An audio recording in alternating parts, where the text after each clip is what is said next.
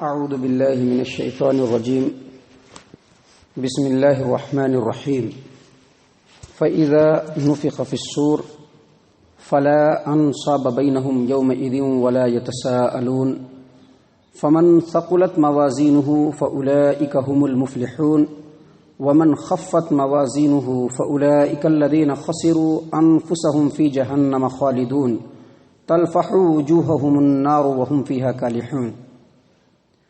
اور جس دن سور کو پھونک دیا جائے گا، جس دن سور میں پھونک دیا جائے گا، اس دن لوگوں کے درمیان نہ کوئی رشتہ ہوگا اور نہ ہی ایک دوسرے کے بارے میں کچھ سوال کریں گے اور نہ ہی ان کا حال چال پوچھیں گے۔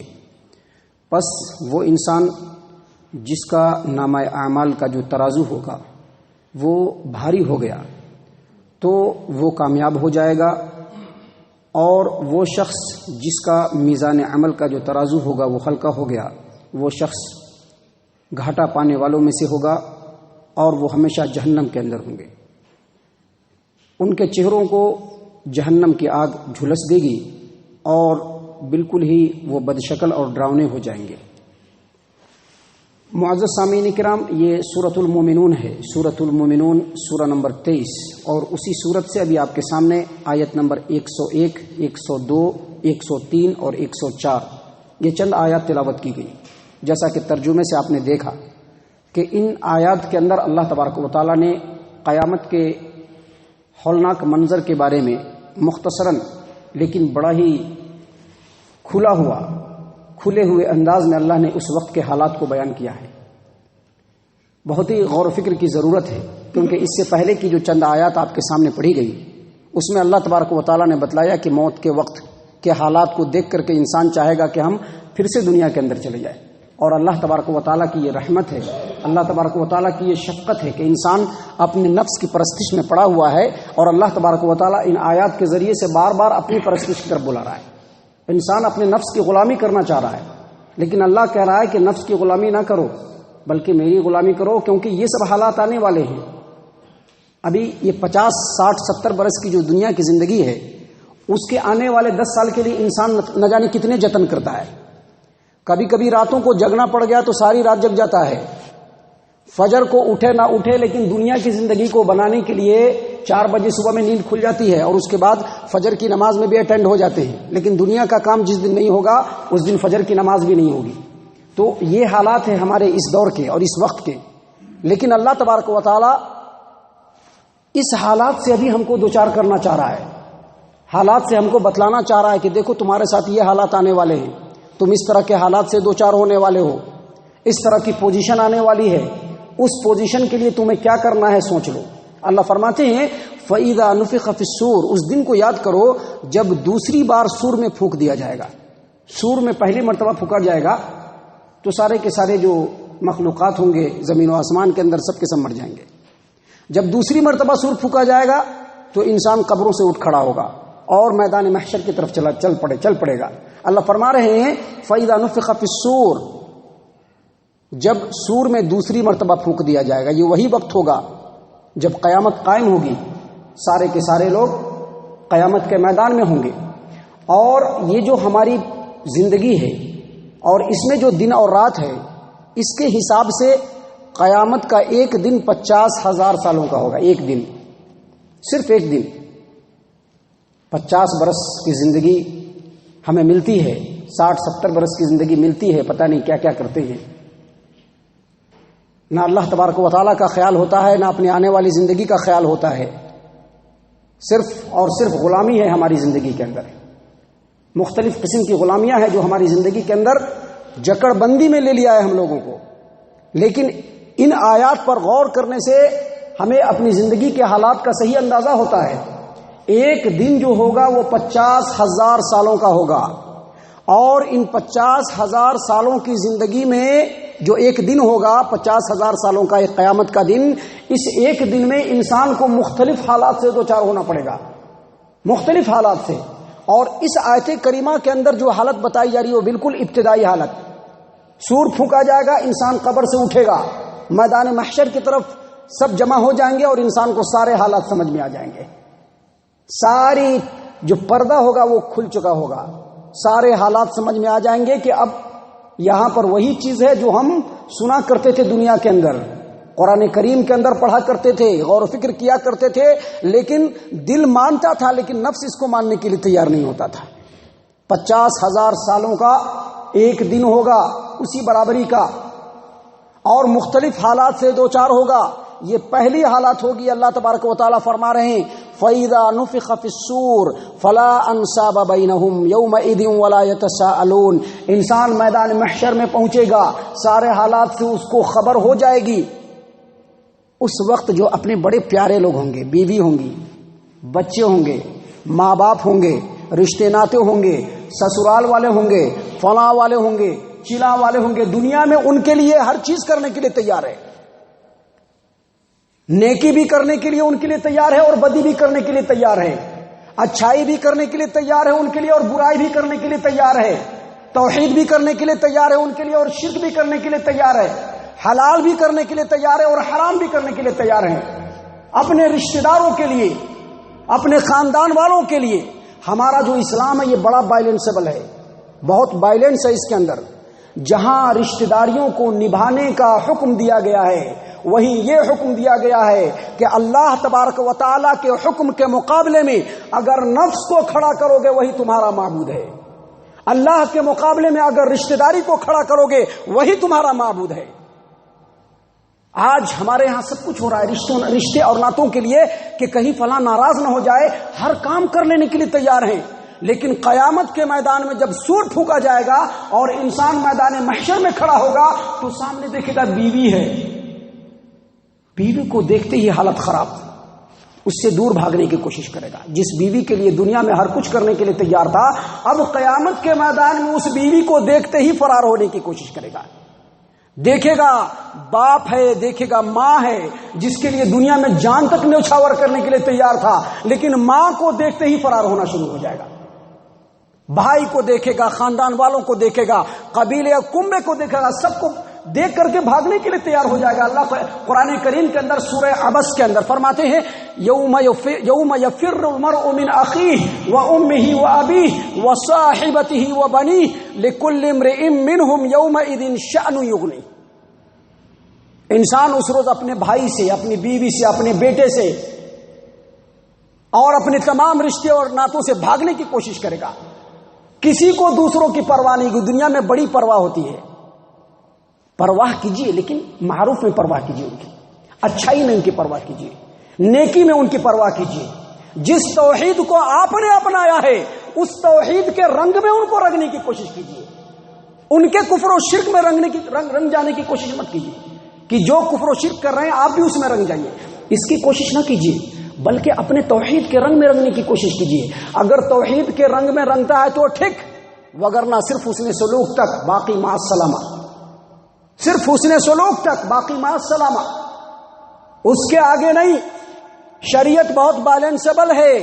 اللہ فرما رہے ہیں کہ جب پہلی مرتبہ دوسری مرتبہ سور پھونکا جائے گا، تمام کے تمام رشتے ناتے ختم ہو جائیں گے، کوئی ایک دوسرے کا حال بھی نہیں پوچھنے جائے گا، بلکہ قرآن کریم کی صراحت کے مطابق، قرآن کریم کے بیان کے مطابق جو آج سورہ معارج پہلی رکعت میں آپ کے سامنے پڑھا گیا، اس میں اللہ تبارک و تعالیٰ فرماتے ہیں یبصرونہم، ابا صاحب کو دکھلایا جائے گا، اماں کو دکھلایا جائے گا، بیوی کو دکھلایا جائے گا، سسرال والوں کو دکھلایا جائے گا، بھائیوں کو دکھلایا جائے گا، اپنے مختلف محبت کرنے والوں کو دکھلایا جائے گا، دیکھو یہ ہے، یہ ہے، یہ ہے۔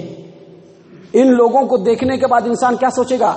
یبصرونہم یود المجرم لو یفتدی من عذاب یومئذ ببنیہ وصاحبتہ واخیہ وفصیلتہ التی تؤویہ ومن فی الارض جمیعا ثم ینجیہ۔ مجرم سوچیں گے کہ کاش اپنی اماں کے بدلے میں، اپنے ابا کے بدلے میں، اپنی بیوی کے بدلے میں، اپنے بچوں کے بدلے میں، اپنے خاندان اور کنبے قبیلے والوں کے بدلے میں، رشتہ داروں کے بدلے میں، سسرال والوں کے بدلے میں، زمین و آسمان میں جتنی چیزیں ہیں ان تمام چیزوں کے بدلے میں میں یہ تمام چیزیں رب العالمین کو دے دوں اور میں عذاب سے بچ جاؤں۔ یہ سوچے گا انسان۔ اے غافل انسان، جگ جا، جب تک زندگی ہے جگنے کی تمہارے اندر موقع ہے جگنے کا. جہاں یہ آنکھ بند ہوئی اس کے بعد کوئی موقع نہیں. قیامت میں تم داخل ہو گئے اور اس کے بعد اس حالت سے دوچار ہونا پڑے گا. اللہ فرماتے ہیں فَإِذَا نُفِخَ فِي الصُّورِ فَلَا أَنْصَابَ بَيْنَهُمْ يَوْمَئِذٍ وَلَا يَتَسَاءَلُونَ. جب دوسری مرتبہ سور میں پھونک دیا جائے گا، انسان قیامت کے میدان میں آ جائے گا، تو اس وقت کوئی رشتہ نہیں ہوگا، کوئی ناتا نہیں ہوگا، کوئی محبت نہیں ہوگی، کوئی بھائی چارگی نہیں ہوگی، کوئی رشتہ داری نہیں ہوگی، اور کوئی ایک دوسرے کو پوچھنے بھی نہیں جائے گا. آگے بڑھتے ہوئے رب فرما رہے ہیں فمن ثقلت موازینہ. کام آنے والی چیز کیا ہوگی؟ دنیا میں رب کو راضی کرنے والے اعمال بس. اور اعمال سے مراد نماز، روزہ، قرآن تو ہے ہی. اعمال سے مراد اللہ تبارک و تعالیٰ کی اصل بندگی ہے کہ انسان اپنی زندگی کے تمام مرحلے میں رب کی بندگی کو مقدم سمجھے. ہمارے ہاں عبادت کو سمیٹ دیا گیا ہے. 5 وقت نماز پڑھ لیا، صدقہ و خیرات کر لیا، روزہ رکھ لیا، فلاں عبادت کر لیا، فلاں راستے میں خرچ کر دیا، بس سمجھ لیے عبادت. نہیں، عبادت تو کہتے ہیں بندگی کو کہ انسان اپنے زندگی کے تمام مرحلے میں رب کے حکم کے آگے اپنے سر کو جھکا دے، یہ ہے عبادت. وگرنہ نماز تو سب پڑھتے ہیں، نماز تو سارے مسلمان پڑھتے ہیں یار. پھر نمازی کیوں جہنم کے اندر جائے گا؟ اصل بندگی ہے. تیرا دل تو ہے صنم آشنا، تجھے کیا ملے گا نماز میں؟ دل میں تو بت بھرے ہوئے ہیں، نفسانی بت ہے، رشتوں کے بت ہے، بزنس و بیپار کے بت ہیں، اپنے مختلف معاملات کے بت ہیں جو ہمارے دلوں کے اندر ہے. بت تو ہمارے دل کے اندر ہے، تو پھر ہمیں نماز میں کیا ملنے والا ہے؟ اللہ نے فرمایا فَإِذَا فَمَنْ ثَقُلَتْ مَوَازِينُهُ. اس دن جس کا نام اعمال کا ترازو جھک جائے گا. نام اعمال کا ترازو کیا مطلب؟ جس کے نیکیوں کا ترازو جھک جائے گا. اور نیکیوں کا ترازو جھکتا کیسے ہے؟ سب سے پہلے توحید، اور توحید کے بعد اس کے اوپر استقامت. خالی توحید توحید توحید توحید بولنے سے نہیں ہوگا. ہمارے یہاں توحید توحید بھی لوگ بولتے ہیں اور اپنے بزنس و بیپار میں حرام چیزوں کو بھی مکس کر کے بیچتے ہیں. یہ کیسی توحید ہے یار؟ یہ کون سی توحید ہے؟ ذرا اس توحید کا ڈیفینیشن مجھ کو بتلایا جائے. توحید کی بات بھی کرتے ہیں اور نمازوں کے وقت میں اپنے بزنس و بیپار میں مشغول بھی رہتے ہیں. یہ کیسی توحید ہے؟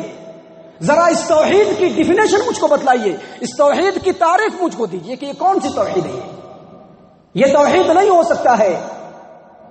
نام اعمال کے ترازو کو بھاری کرنے والی جو چیزیں ہیں اس میں سب سے پہلے توحید، اور توحید کے بعد اس کے اوپر استقامت. اور توحید کہتے کس کو ہے؟ وَمَن يَكْفُرْ بِالطَّاغُوتِ وَيُؤْمِن بِاللَّهِ. جہاں اللہ پر ایمان ہو وہی اللہ کے علاوہ اللہ کے رستے میں آنے والے تمام طاغوت کا انکار. جو اللہ کے رستے میں آ گیا وہی طاغوت ہے، چاہے آپ کا کتنا ہی محبوب ترین چیز کیوں نہ ہو، وہ طاغوت ہے. وہ اور طاغوت کا انکار اصل توحید ہے. سب سے پہلے توحید، اور پھر اس کے اوپر استقامت، اور پھر نیک اعمال.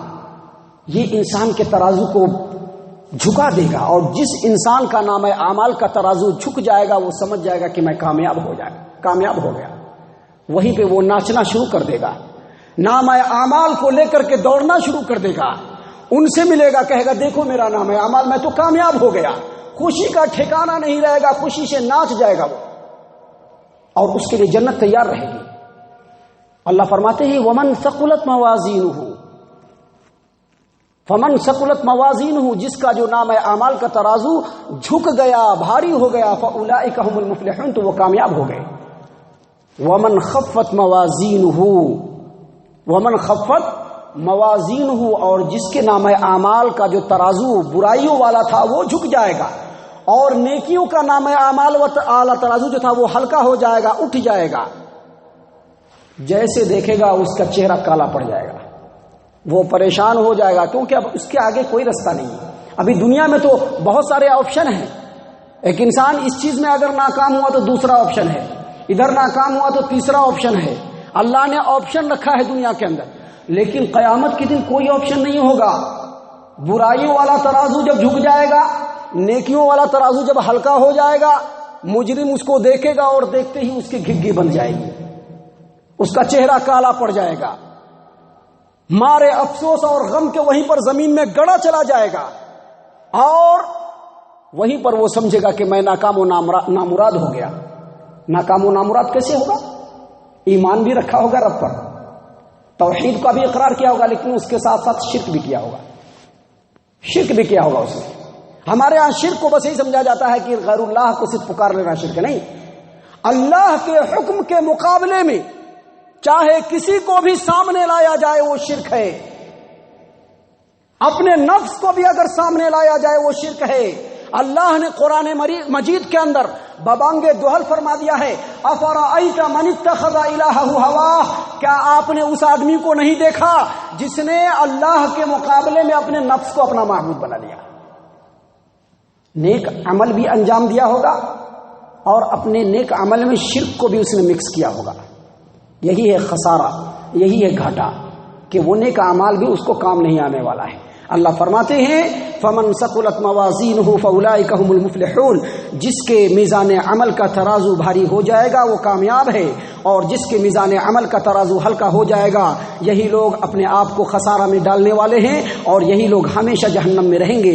تلفح وجوہهم النار وهم فیہا کالحون، جہنم کی آگ ان کے چہروں کو جھلسا رہی ہوگی اور وہاں پر وہ بڑے ڈراؤنے لگیں گے۔ کالحون جو ہے یہ کلہہ سے ہے، اور کلہہ کا مطلب ہوتا ہے بد شکل ہو جانا، بد حیات ہو جانا اور ڈراؤنا لگنا۔ جہنم کی آگ ان کے چہرے کو ایسا جھلسا دے گی کہ یہ جو ہونٹ ہوگا یہ اوپر بھاگ جائے گا، یہ جو ہونٹ ہوگا وہ نیچے بھاگ جائے گا، بیچ کا دانت بڑا بڑا دکھائی پڑے گا، ایسا لگے گا کہ ابھی کسی کو پھاڑ کھا جائے گا، ایسا ڈراؤنا انسان بن جائے گا اس میں جا کر کے جہنم کے آگ میں جھلس کر کے۔ اللہ فرماتے ہیں کہ تلفح وجوہهم النار وهم فیہا کالحون، جہنم میں وہ جھلس کر کے وہ ڈراؤنے ہو جائیں گے۔ اللہ تبارک و تعالی ہم تمام کو ان حالات سے محفوظ رکھے۔ اللہ تعالیٰ وقت رہتے ہی ہم تمام کو نیک اعمال کرنے کی توفیق عنایت فرمائے، ہماری توحید کے اندر اللہ تبارک و تعالیٰ اخلاص للہیت کو پیدا فرمائے، اللہ تبارک و تعالیٰ مومنین کے صف میں شامل فرمائے، جنت الفردوس میں جگہ عطا فرمائے، آمین یا رب العالمین۔ وما علینا الا البلاغ المبین۔